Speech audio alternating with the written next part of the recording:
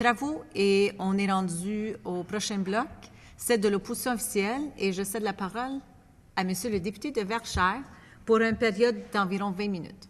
Merci, Madame la Présidente. D'abord, salutations à vous, salutations aux membres de la Commission. Je salue tout particulièrement mes collègues de l'opposition officielle qui tiennent le fort durant l'étude des crédits, mes collègues ministériels, mes collègues des autres formations d'opposition.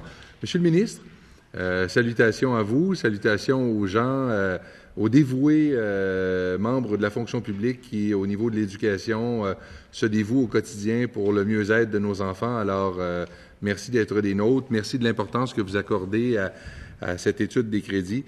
Vous ne serez pas surpris, Monsieur le ministre, de m'entendre vous parler de la situation de l'école à Saint-Amable. Je ne cherche pas à vous mettre en boîte. J'aurais aucun avantage à le faire, d'autant que nous avons eu l'occasion d'en discuter, vous et moi, et j'ai senti un réel intérêt de votre part à l'égard de cette problématique. Si vous me permettez, simplement pour le bénéfice des gens qui nous écoutent, et je sais que les gens qui vous entourent n'ont que peu de choses à apprendre de cette situation particulière, mais vous me permettrez de simplement réitérer ou rappeler les éléments de cette problématique. Saint-Amable est une municipalité, l'une des municipalités au Québec qui connaît les taux de croissance les plus élevés, un des âges moyens les plus bas au Québec.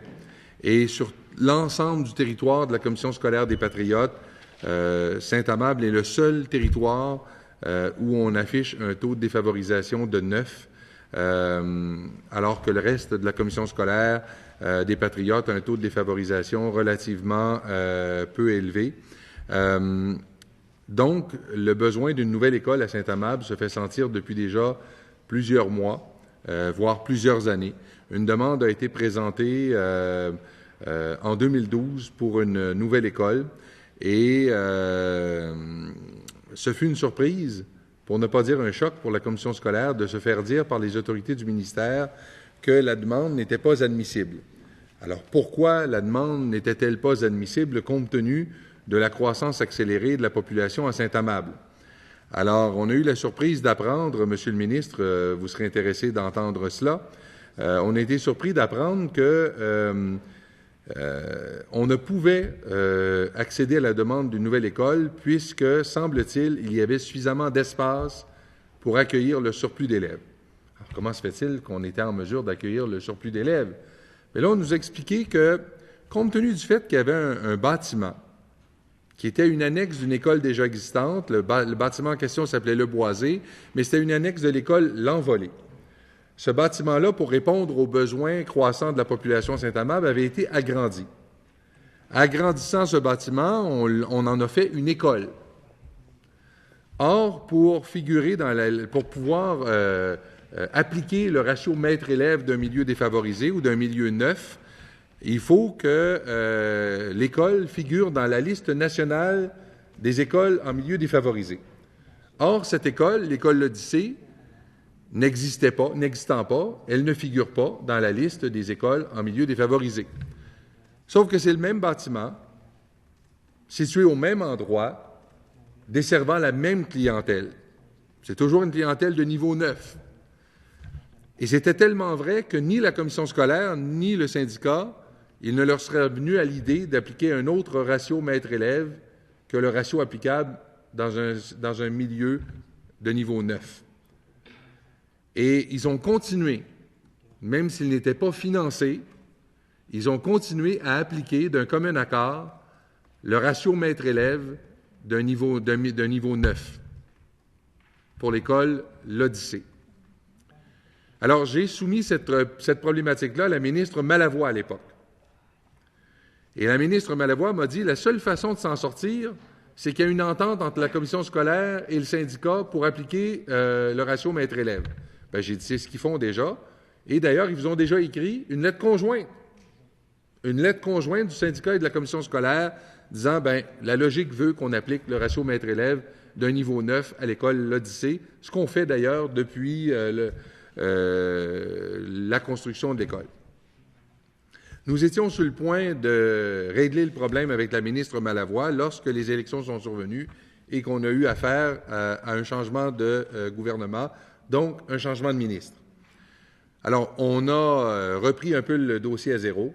Nous avons même rencontré avec la municipalité de Saint-Amable et la commission scolaire des Patriotes le ministre Bolduc. Et je pense que nous étions sur le point de régler avec le ministre Bolduc lorsqu'il est survenu un nouveau changement de ministre. Et là, nous avons travaillé fort avec le ministre Blais pour faire avancer le dossier. Et là, est survenu 2 nouveaux changements de ministre. Alors, j'ai d'abord écrit au ministre Moreau et je vous ai écrit ensuite. Et ça fait 4 ans de cela, Monsieur le ministre. Il y a 4 ans, les besoins étaient pressants. Les besoins sont maintenant criants. Et les écoles de Saint-Amable ont fait des miracles cette année pour accueillir la cohorte de septembre. Au moment où on se parle, à l'école L'Odyssée, par exemple, Monsieur le ministre, il y a une classe dans un couloir. OK? Parce qu'il y a eu un projet émanant du ministère à l'effet de déplacer les petits de Saint-Amable vers Sainte-Julie. Pour votre information, Monsieur le ministre, à Sainte-Julie, on affiche un taux de défavorisation de 1.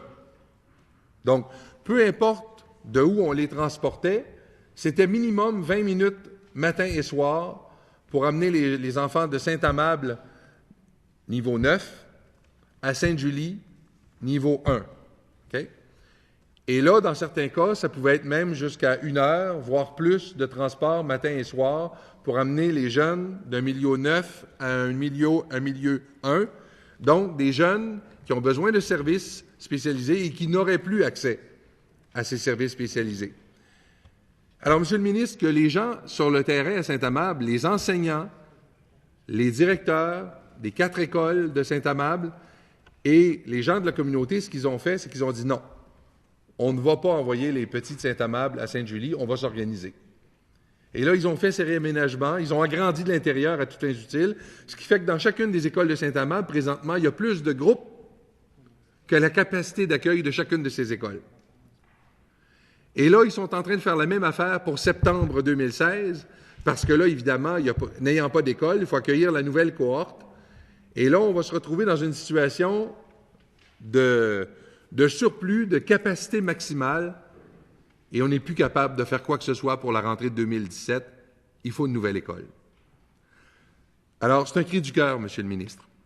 C'est un cri du cœur pour les gens de Saint-Amable, parce que la situation actuelle est totalement intenable. Comme je vous le dis, là, à l'école L'Odyssée, présentement, il y a une école dans un couloir. Et ça, c'est avec la cohorte de 2015. Imaginez quelle va être la situation avec la cohorte de 2016. Et outre les raisons que je viens d'évoquer, Madame la Présidente, pour éviter le déplacement des jeunes de Saint-Amable à Sainte-Julie, c'est que la Commission scolaire des Patriotes a fait la démonstration au ministère par A plus B qu'il n'y a pas vraiment d'économie.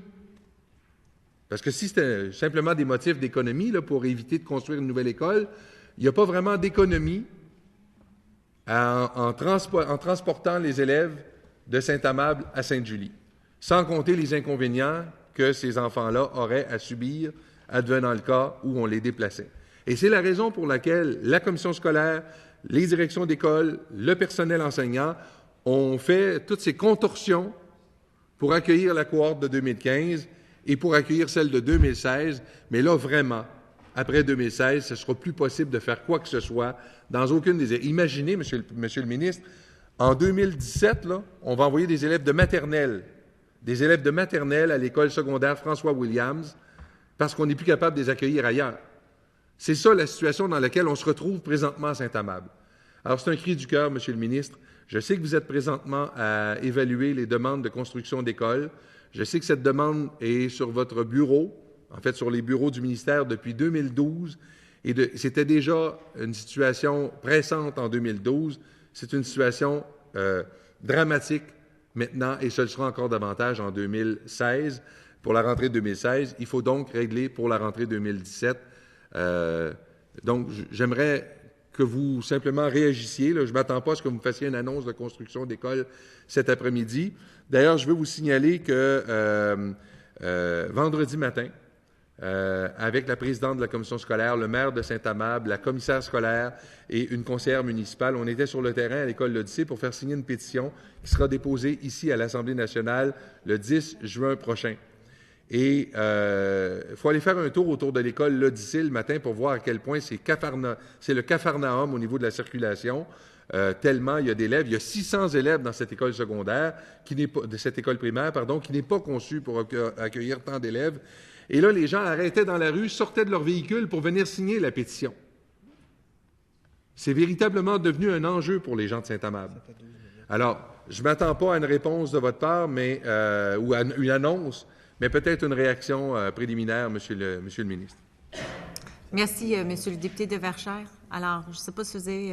Tout à fait. Ben oui. Ben, écoutez, interpellé, je vais le faire, Madame la Présidente. D'abord, je veux remercier le député de Verchères. C'est effectivement un dossier dont on a parlé rapidement, en plus de la correspondance qu'il m'a transmise. J'ai eu l'occasion de lire également dans les médias cette fin de semaine, je pense, une entrevue que vous aviez donnée à la lumière de la pétition que vous souhaitez déposer. La situation de Saint-Amable, bien sûr, est unique à Saint-Amable et a les caractéristiques propres à la région et à la localité, mais il y a d'autres endroits et je suis sensibilisé à d'autres exemples comme le vôtre, où si on devait déplacer les élèves, on doit le faire dans une localité avoisinante. Pas très loin, effectivement, mais ça demeure un autre milieu. Et parfois avec un indice de défavorisation différent. Bon, c'est sûr que le cas dont vous me parlez, de 9 à 1, on est dans un écart important. Là. On n'est pas rapproché, mais on est dans les extrêmes, effectivement. Mais j'ai en tête le cas de mon collègue de Saint-Maurice qui me parle d'une école à Saint-Boniface avec des élèves qui pourraient être déplacés à Shawinigan. Je suis préoccupé à l'égard de ces situations-là. Il y a des règles, effectivement, qui disent actuellement que lorsqu'on est dans une population croissante, avant de convenir d'un nouvel établissement, on s'assure que dans un rayon de tant de kilomètres, on a la capacité d'être capable de desservir la population, donc ouvrir les nouvelles classes dans ces bâtiments-là. Ça a des enjeux, surtout chez les plus jeunes. Faut, dans ce cas-là, se déplacer. Ça, c'est une chose, mais se déplacer de localité, c'est pour moi une préoccupation. Alors, je ne peux pas, bien entendu, faire d'annonce pour l'école de Saint-Amable, d'abord parce que c'est des dossiers qui sont actuellement en discussion, réflexion, analyse au sein du ministère. Les ajouts de nouvelles places se font d'habitude, qu'on me dit toujours, en juin. Par contre, je suis prêt très rapidement à aller avec le député de Verchères, les gens de la commission scolaire, à me rendre à l'école. S'il faut que ce soit cette semaine, je vous offrirai après la captation vidéo les disponibilités. Mais on pourra aller dès maintenant avec les gens de mon équipe, non pas que constater, mais être capable d'avoir des discussions avec les gens de la commission scolaire, parce que je suis sensible à cette situation-là, sans pour autant convenir maintenant de la décision ou des solutions. Je pense qu'il faut avoir une réflexion à l'égard des règles, parce que réagir à l'école de Saint-Amable est une chose, mais réagir à celle de Saint-Maurice, de mon collègue de Saint-Maurice pour Saint-Boniface en est une autre, mais c'est des règles qui ne doivent pas... qui ne peuvent se moduler dans les cas particuliers. C'est des règles qu'il faut appliquer à l'ensemble du territoire, mais il faut avoir l'ouverture de les revoir si c'est nécessaire et s'il y a des inégalités et des exemples comme ceux-là. Alors, moi, je suis ouvert à ce que quelqu'un entre en contact avec votre bureau très rapidement, puisse organiser une visite, discuter de ce dossier-là, avoir les informations supplémentaires que vous venez de nous donner que je n'avais pas, de façon à ce que je puisse, dans le délai prévu, être capable de vous donner une décision, mais surtout donner des instructions à l'égard des règles pour si elles doivent être changées, qu'elles soient changées. Merci. Oui, allez-y, M. le député de Verchères. En réponse à une question de notre collègue de Chapleau, vous avez annoncé que 70 nouvelles classes de maternelle 4 ans seraient annoncées au cours de la présente année. Moi, je veux juste attirer votre attention, M. le ministre, que je ne sais pas c'est quoi la situation dans le cas de Saint-Maurice, mais moi, je peux vous dire que dans le cas de Saint-Amable, le seul endroit sur le territoire de la commission scolaire des Patriotes où on peut établir une maternelle 4 ans, ce serait Saint-Amable. Or, on n'est pas en mesure d'offrir le service de la maternelle 4 ans parce qu'on n'a juste pas l'espace pour offrir cette maternelle 4 ans. Donc, la problématique à Saint-Amable, elle est multifacette et ça nous fera plaisir de vous accueillir sur le terrain, Monsieur le ministre, pour discuter de l'ensemble des facettes de cette problématique. Si vous me permettez, Madame la Présidente, j'utiliserai les dernières minutes qui me sont allouées pour aborder un autre cas, le cas de l'école de Val-des-Monts. Vous savez qu'actuellement, à Val-des-Monts, il y a deux terrains envisagés, un terrain qui est en zone agricole et un autre qui est dans un terrain pentu, qui impliquerait des investissements additionnels de 3 millions de dollars de la part du ministère pour faire en sorte de répondre aux défis architecturaux que constituerait le fait de construire une école sur ce terrain. Je sais que le gouvernement, je l'ai compris, est peu ouvert à l'idée de décréter un dézonage pour le terrain qui est actuellement en zone agricole, qui n'est pas exploité et qui est difficilement exploitable. Si vous me permettez l'expression, Monsieur le ministre. Donc, il reste l'option du 3 millions additionnel. Je veux juste vous signaler que le ministère a octroyé des sommes depuis 2013 pour la construction d'une école à Val-des-Monts. Ça fait 3 ans de cela. Et on est toujours en attente là-bas et il y a des jeunes, effectivement, même situation, qui sont présentement déplacés à Gatineau. Ça peut aller jusqu'à 1 heure de route matin et soir pour faire en sorte que ces enfants puissent aller suivre leur formation à l'extérieur de la communauté, alors qu'il y a des sommes dégagées par le ministère pour construire à Val-des-Monts, mais on est devant une impasse face à la rareté des terrains disponibles. Il y en a 2. Il y a une option pour un et il y a une option pour l'autre. Il faut juste que le gouvernement, à un moment donné, tranche entre l'une et l'autre pour que ça puisse finalement aboutir. Monsieur le ministre, il vous reste 2 minutes. Merci, Madame la Présidente. Bien, assez rapidement, c'est un dossier qui est différent de celui de Saint-Amable, mais effectivement, un autre dossier où il y a un enjeu quant à l'école. Mon collègue député de Chapleau, qui est adjoint parlementaire avec moi, dont je suis très, très heureux de la collaboration, me parle bien entendu souvent de cette école-là. Ma collègue ministre de la Justice également à Gatineau, une préoccupation qui est partagée, bien entendu, par les élus de ma formation politique. L'enjeu, Madame la Présidente, quant à cette école-là, est un enjeu administratif. Là. Je comprends qu'il y a des étapes à franchir au sein de l'appareil gouvernemental et c'est là qu'actuellement se retrouve le dossier. Et j'espère être capable de le faire cheminer. Je serai capable, j'espère, d'être en mesure d'avoir un dénouement assez rapide dans ce dossier-là, voire dans les prochaines semaines, pour qu'on puisse avoir de bonnes nouvelles pour les gens de Saint-Anne-des-Monts. De Val-des-Monts, je m'excuse. Longue journée, je m'en excuse. Ministre, Monsieur Merci. le député de Verchères, Merci à il vous vous. reste 1 minute. Je ne sais pas si vous avez... Vous pouvez dire merci. On va le reporter sur le prochain bloc, Madame la Présidente. Ce soir, oui. Pas de problème. Excellent. Merci.